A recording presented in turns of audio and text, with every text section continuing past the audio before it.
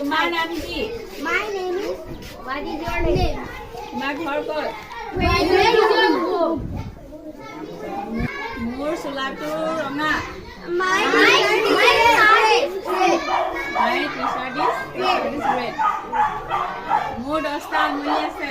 I have 9 fingers. তুমি বৰ ভাল। You are very good.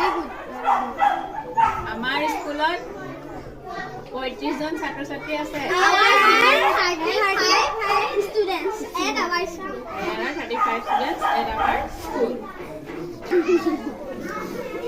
মোৰ 28টা দাঁত আছে। I have 28 teeth. মোৰ 2টা ভাইটি আছে।